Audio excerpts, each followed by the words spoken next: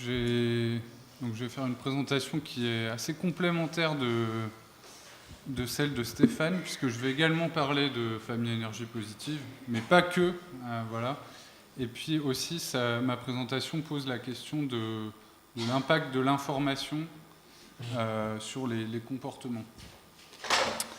Donc il s'agit d'une étude qui a été financée par l'ADEME et GRDF, et que j'ai eu le plaisir de faire avec Jean-Philippe Fouquet, Christophe Bellet et Thibaut Vacher, qui m'ont autorisé à présenter les résultats de ce travail aussi en leur nom aujourd'hui. Donc le titre « L'appropriation du suivi des consommations d'énergie et ses conditions d'efficacité sur les pratiques habitantes ». Donc vous le savez sûrement, mais il y a une directive européenne qui a amené les pouvoirs publics français à décider le déploiement dans tous les foyers français de compteurs communicants pour l'électricité comme le gaz d'ici à 2020. Ces compteurs, ils sont en fait la condition d'une optimisation et d'une ouverture des réseaux traditionnels de distribution d'énergie par leur couplage avec un réseau de communication. En fait, les ménages vont être mis à contribution via une taxe pour financer l'installation de ces compteurs en vertu de leur prétendue capacité à générer des économies d'énergie. Et donc, il y a un certain nombre de calculs économétriques qui ont été effectués pour prouver cette assertion. Et l'idée, en fait, c'est que l'équilibre économique de ces projets d'installation de compteurs communicants repose sur l'hypothèse que l'amélioration de l'information des consommateurs sur leur consommation d'énergie va les inciter à adopter des comportements plus économes en énergie. Donc ça a déjà été un peu critiqué par Stéphane. Alors je poursuis la critique en disant que ce présupposé, en fait, il ne s'appuie pas sur des enquêtes empiriques, mais sur des croyances, voilà, qu'on peut dénombrer au nombre de 3. Voilà, c'est un peu les croyances qui sont derrière les compteurs communicants. La première, c'est le postulat économiciste bien connu et persistant de l'homo economicus, selon lequel un individu mieux informé fait un choix plus rationnel. Or, les sociologues, ils ont démontré depuis longtemps que cette rationalité, elle est limitée à la fois par des biais cognitifs et puis des contraintes multiples. Deuxième croyance, le fait qu'il existerait un gisement comportemental d'économie d'énergie. Mais en fait, ce gisement, il est très largement surestimé, parce qu'un grand nombre de ménages sont déjà sous contrainte de budget, et puis de toute façon, la consommation d'énergie, elle dépend essentiellement du mode de vie, qui a une forte inertie. Troisième croyance, derrière les compteurs communicants, c'est ce qu'on peut appeler une pensée magique de la technique, qui aurait un effet direct sur le social, et dans laquelle, finalement, le compteur remplit en quelque sorte la fonction d'un totem du changement de comportement, sans qu'on interroge les mécanismes qui sont en jeu.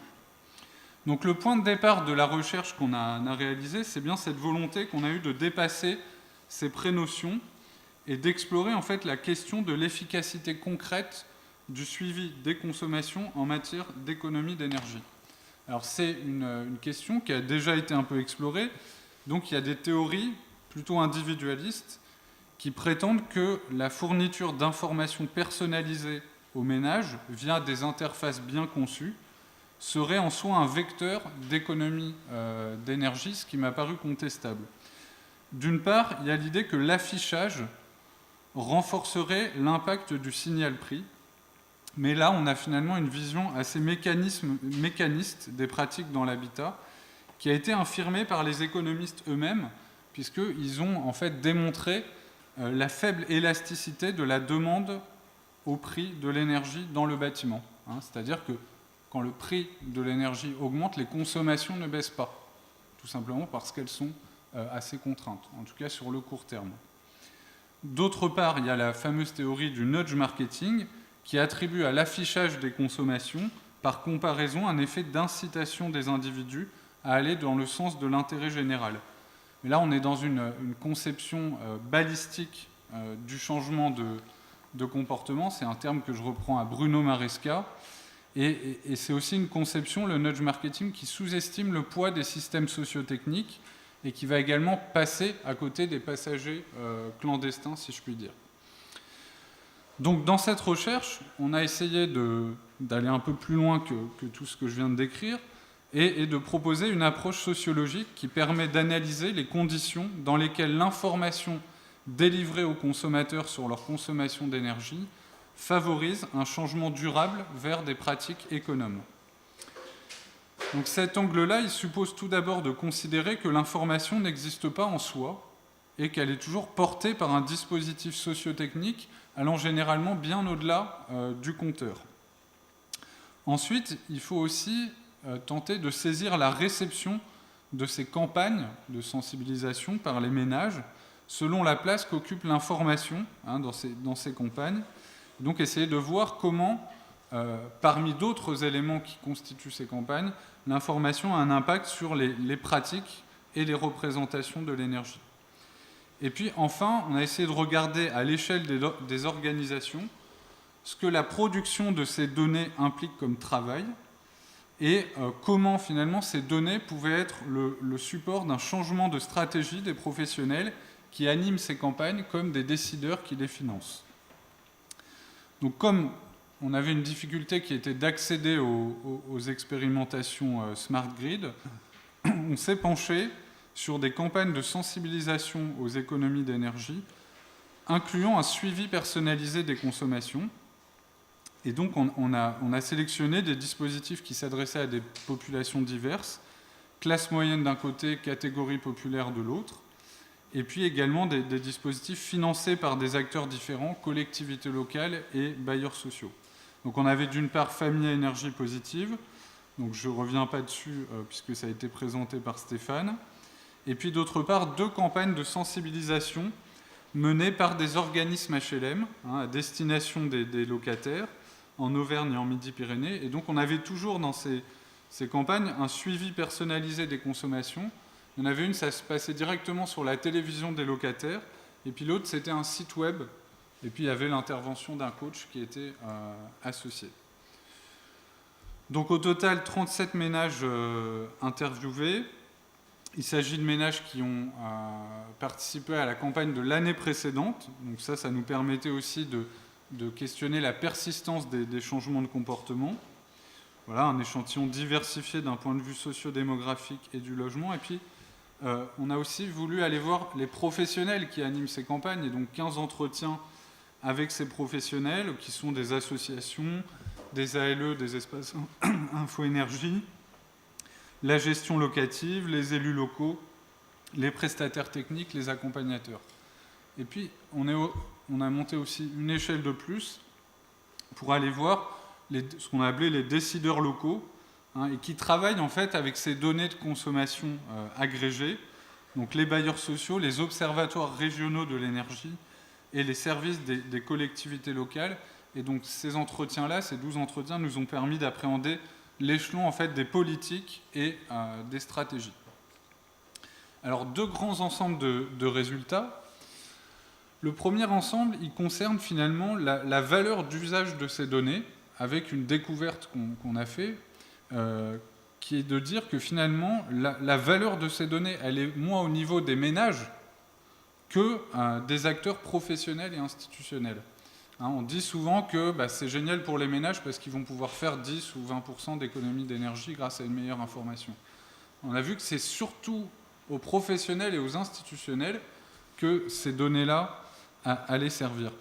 Et le contre-exemple, finalement, c'est que dans une des campagnes, on a eu une illustration caricaturale du fait qu'installer un système de suivi chez les ménages, ça ne suffisait pas du tout à entraîner leur adhésion.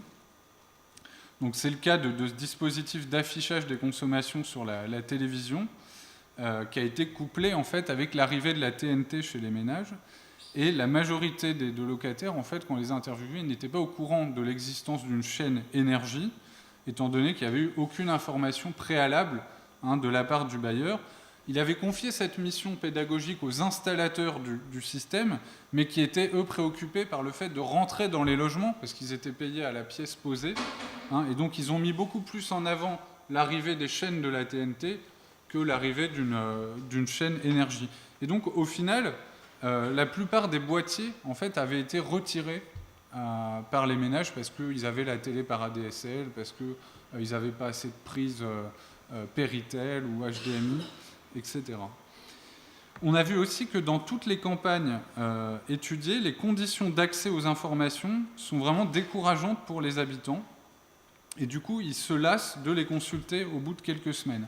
Alors toujours cette interface sur la télévision, en fait, les données s'affichaient avec 2 jours de décalage.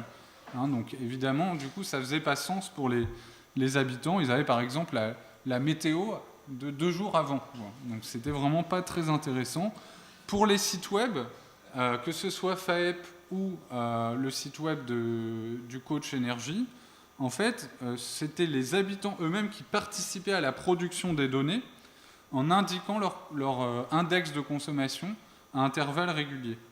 Donc la plupart l'acceptaient comme une règle du jeu, mais ils avaient besoin d'être relancés constamment pendant la campagne, et une fois celle-ci terminée, ils arrêtaient cette relève.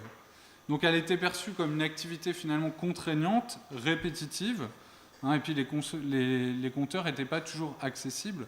Donc on peut se dire qu'effectivement, à terme, l'arrivée des compteurs communicants va lever cette contrainte. Alors quand les ménages avaient accès à un suivi personnalisé de leur consommation, ce qu'on a constaté, c'est qu'ils éprouvaient de véritables difficultés à interpréter ces données de consommation et à leur donner sens. D'une part, ils se montraient méfiants vis-à-vis de la fiabilité des informations, qui affichent le plus souvent un pourcentage d'évolution, mais dont la base n'était pas comprise. La méthode de calcul, en fait, leur paraissait obscure. Il y avait notamment cette question de la correction climatique, le DGU, qui était vraiment très mal comprise par les participants. Et donc, ils avaient l'impression que les données étaient faussées. Et puis, il y avait un certain nombre de comparaisons avec d'autres ménages qui étaient proposées.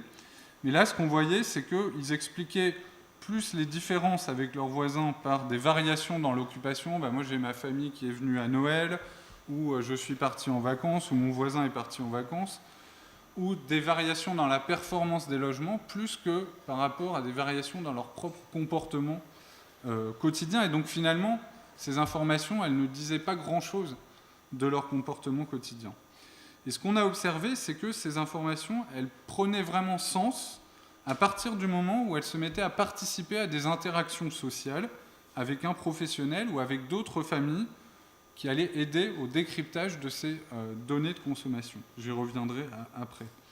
Alors, pour parler également de l'usage de ces données par les professionnels, qui sont ceux qui organisent en fait les campagnes, pour eux, on voit que l'accès aux données de consommation des ménages, c'est vraiment un élément primordial de leur action. Pourquoi ? Parce qu'elles sont le support de l'organisation de concours qui renouvellent en fait complètement le registre d'action de la sensibilisation aux économies d'énergie pour aller vers des formes plus collaboratives. Grâce à ces données, on va s'éloigner de la rhétorique de la responsabilisation des individus vis-à-vis des enjeux globaux pour, à la place, proposer un cadre d'incitation au changement par le jeu collectif, le fun dont parlait Stéphane, qui va permettre d'attirer de nouveaux profils qui ont été assez bien décrits, et donc pas uniquement des militants qui étaient peut-être les principaux touchés par les actions de sensibilisation classiques. Du côté des bailleurs sociaux, l'accès aux données de consommation par logement, en fait, les aide à identifier des surconsommations dans certains logements, et donc ça va permettre des visites ciblées de prévention des impayés pour des ménages qui sont en situation de surconsommation. Et globalement, ce qu'on voit, c'est que pour l'ensemble de ces professionnels qui sont au contact des ménages, il y a un changement de posture qui s'effectue, où ils vont quitter la posture classique de l'expert pour adopter celle du coach, qui fait des propositions et encourage les habitants qui, eux, vont rester autonomes dans leurs choix et leur action. Et puis, on a également ces décideurs locaux, donc, qui sont ceux qui financent ces campagnes. Et eux, on voit bien que pour eux, la production de données agrégées à partir des consommations individuelles constitue une véritable ressource nouvelle. D'abord, elles vont justifier le financement de ces campagnes d'économie d'énergie parce que ces données vont permettre un chiffrage des résultats des changements de comportement qui vont alimenter les différents objectifs, par exemple des plans climat-énergie territoriaux. Elles vont aussi légitimer les actions d'accompagnement des HLM, puisque l'idée, ça va être de limiter les effets rebonds suite à une rénovation. mais surtout, on voit que ces données agrégées, elles constituent un véritable outil de gouvernance énergétique d'un parc, de bâtiments ou d'un territoire. Elles vont aider les bailleurs sociaux, par exemple, à mieux cibler les actions de rénovation sur le parc chauffé en individuel, à les évaluer après coup, ces actions de rénovation. Et puis pour les communes, on voit qu'elles facilitent le ciblage des quartiers en précarité énergétique en établissant de nouveaux indicateurs croisés avec des données de revenus.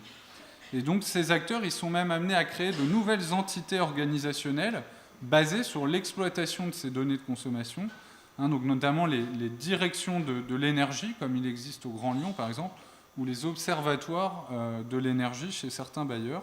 Et donc pour eux, c'est vraiment ces données qui constituent leur matière première de travail. Deuxième ensemble de résultats, donc là sur finalement l'effet sur les pratiques de ces données de consommation.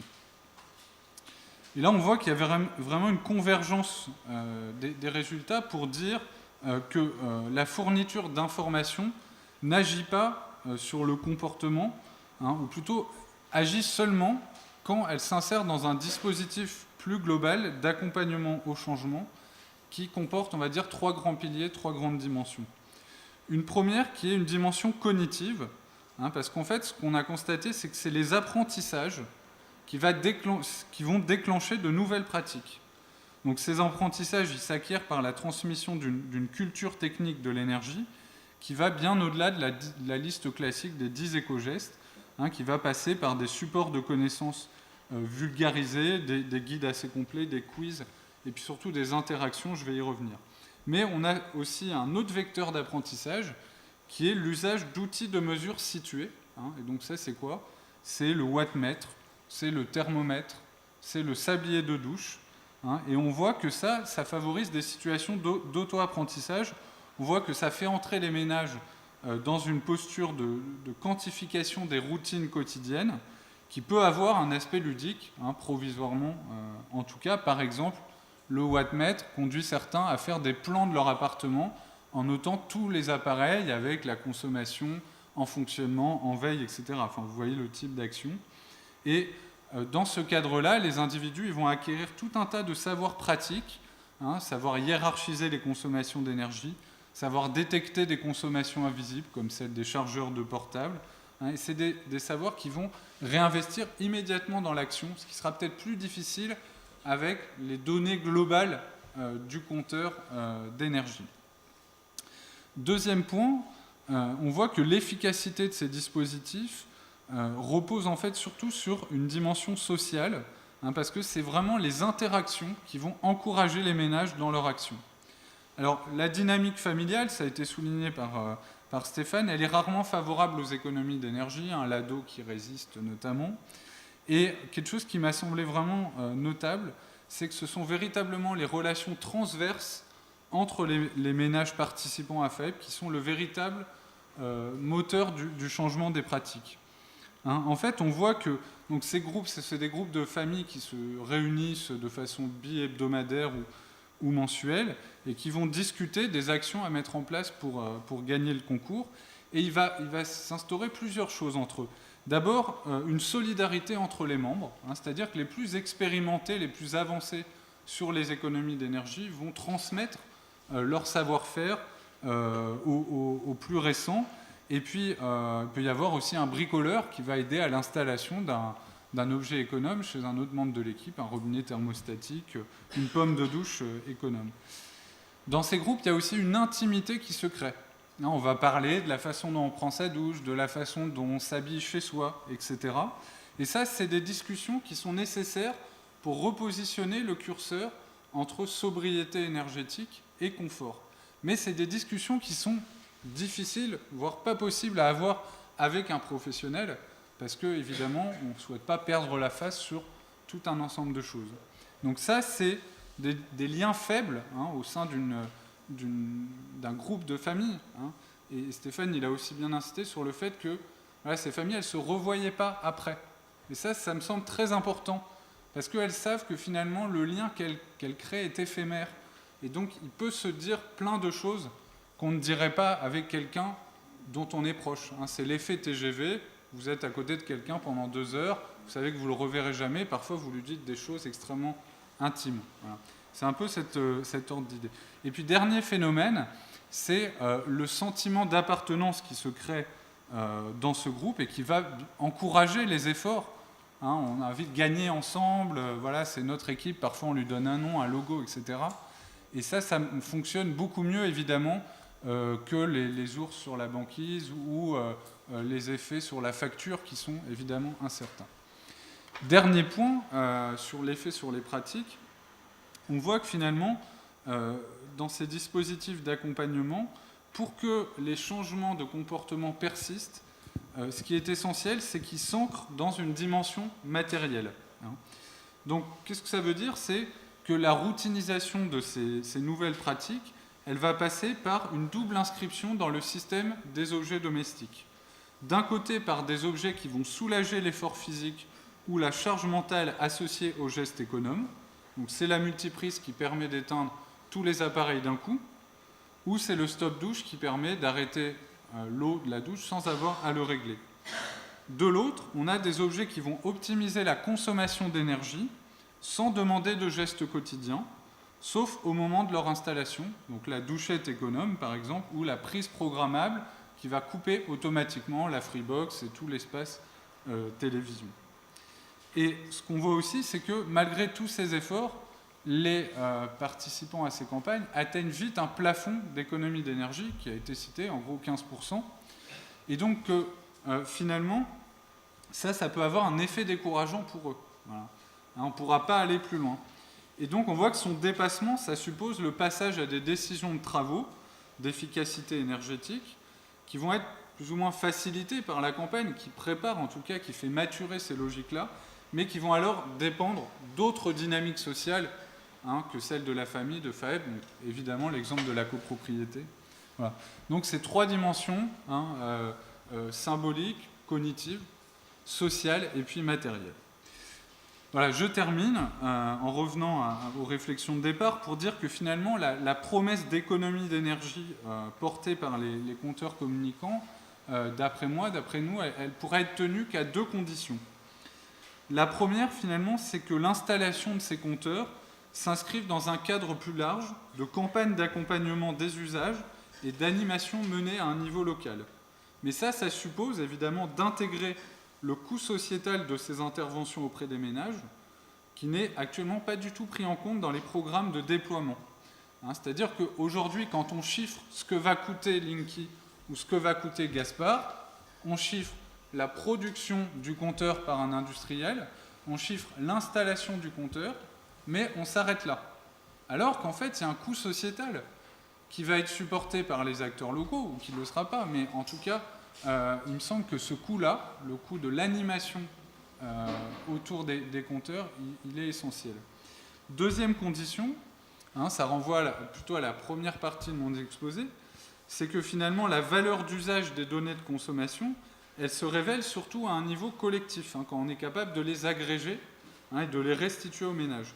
Et donc, à mon avis, il faut qu'on arrive à trouver un cadre juridique qui respecte à la fois la vie privée des ménages, évidemment, sur leurs données de consommation, qui disent beaucoup de choses d'eux-mêmes, mais qui laisse aussi ouvertes des possibilités d'usage pour les acteurs qui organisent les politiques de maîtrise de l'énergie.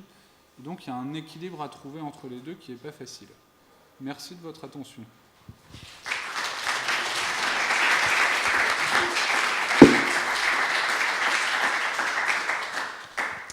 Merci beaucoup Gaëtan. Est-ce qu'il y a des questions dans la salle? Ça va être très rapide. Je me dis que vu que tu m'as déjà donné une réponse, tu vas peut-être m'en donner une deuxième. Alors, dans Empowering, qui est l'étude là, financée par l'Agence locale d'énergie et du climat, on avait aussi une demande pour la comparaison. Mais dès qu'on leur proposait de comparer, ils refusent tous les critères de la comparaison.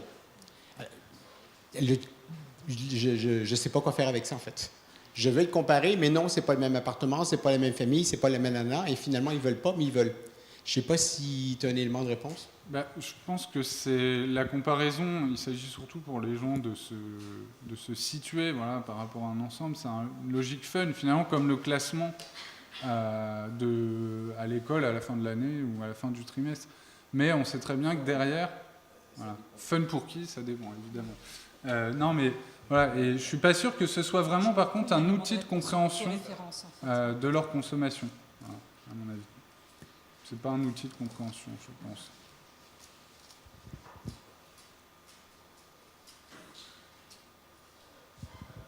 Merci pour cet exposé très intéressant.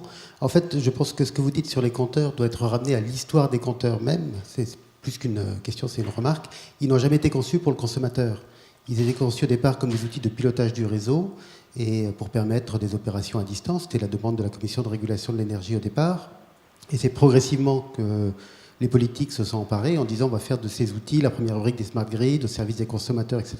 Mais il suffit de voir l'installation des compteurs Linky, par exemple, se fait au même endroit que là où sont les compteurs précédents. Donc si vous avez des compteurs qui sont dans la cage d'escalier, qui sont dans un coffret sur le poteau en face de votre maison, qui sont dans votre cave, on va les mettre exactement au même endroit. Donc personne ne les consultera jamais. Et les afficheurs des portées qui avaient été envisagés et dont vous dites que finalement ils ne servent pas à grand-chose, aujourd'hui sont réservés aux seuls consommateurs en situation de précarité énergétique. C'est dire qu'au départ, en fait, le compteur n'a jamais été conçu par le consommateur. Et ce que vous dites en découle largement. Alors juste pour compléter, dire que sur le point effectivement de l'histoire des compteurs et des intérêts en présence, il y a des travaux qui ont été faits par Grégoire Wallenborn, ou Wallenborn, je ne sais jamais comment on dit, et que dans le travail que j'ai présenté sur les 3 terrains, il n'y avait pas d'afficheur déporté. Voilà. Qui est encore une question peut-être un peu différente.